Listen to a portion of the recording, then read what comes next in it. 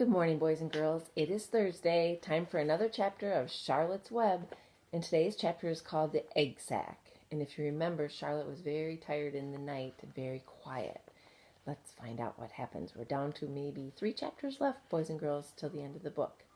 Next morning, when the first light came into the sky and the sparrows stirred in the trees, when the cows rattled their chains and the rooster crowed and the early automobiles went whispering along the road, Wilbur awoke and looked for Charlotte. He saw her up overhead in a corner near the back of his pen. She was very quiet. Her 8 legs were spread wide. She seemed to have shrunk during the night. Next to her, attached to the ceiling, Wilbur saw a curious object. It was a sort of sack or a cocoon. It was peach-colored and looked as though it were made of cotton candy. "Are you awake, Charlotte?" he said softly. "Yes," came the answer. "What is that nifty little thing? Did you make it?" "I did indeed," replied Charlotte in a weak voice. "Is it a plaything?" "Plaything? I should say not. It is my egg sack, my magnum opus." "I don't know what a magnum opus is," said Wilbur. "That's Latin," said Charlotte. "It means great work. This egg sack is my great work, the finest thing I've ever made." "What's inside of it?" asked Wilbur. "Eggs?" 514 of them," she replied. 514, said Wilbur. "You're kidding." "No, I'm not. I counted them. I got started counting, so I kept on, just to keep my mind occupied." "It's a perfectly beautiful egg sack," said Wilbur, feeling as happy as though he had constructed it himself. "Yes, it is pretty," replied Charlotte, patting the sack with her 2 front legs. "Anyway, I can guarantee that it is strong. It's made out of the toughest material I have. It's also waterproof. The eggs are inside and will be warm and dry." And there is a picture of it. "Charlotte," said Wilbur dreamily, "are you really going to have 514 children?"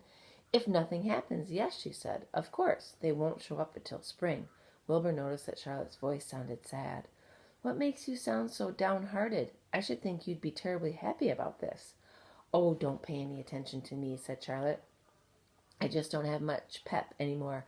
I guess I feel sad because I won't ever see my children." "What do you mean you won't see your children?" "Of course you will. We'll all see them. It's going to be simply wonderful next spring in the barn cellar with 514 baby spiders running around all over the place. And the geese will have a new set of goslings, and the sheep will have their new lambs." "Maybe," said Charlotte quietly. "However, I have a feeling I'm not going to see the results of last night's efforts. I don't feel good at all. I think I'm languishing, to tell you the truth." Wilbur didn't understand the word languish, and he hated to bother Charlotte by asking her to explain. But he was so worried he felt he had to ask. "What does languishing mean?" "It means I'm slowing up, feeling my age. I'm not young anymore, Wilbur, but I don't want you to worry about me. This is your big day today. Look at my web. Doesn't it show up well with the dew on it?" Charlotte's web never looked more beautiful than it looked this morning. Each strand held dozens of bright drops of early morning dew. The light from the east struck it and made it all plain and clear. It was a perfect piece of designing and building.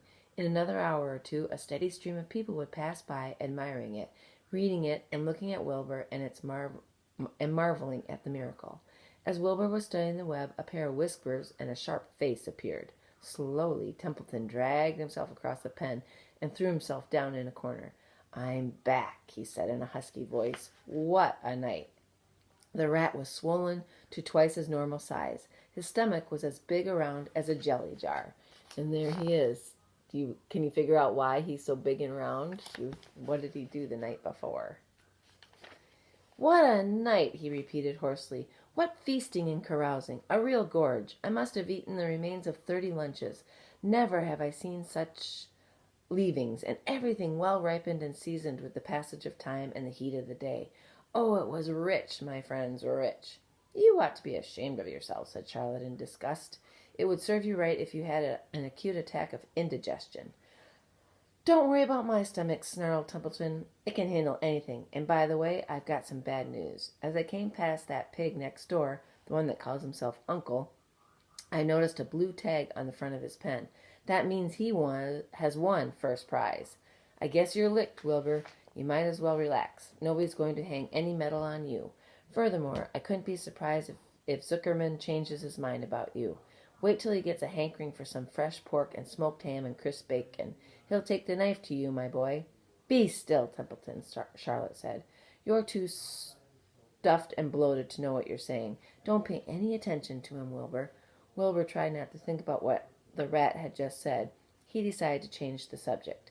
Templeton, said Wilbur, if you weren't so dopey you would have noticed that Charlotte has made an egg sack.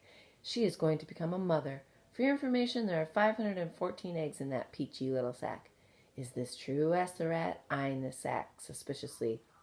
Yes, it's true, sighed Charlotte. Congratulations, murmured Templeton. This has been a night. He closed his eyes, pulled some straw over himself, and dropped off into a deep sleep. Wilbur and Charlotte were glad to be rid of him for a while. Boys and girls, I'm going to stop there. This is a longer chapter, and I'll read the second half tomorrow. Have a great day.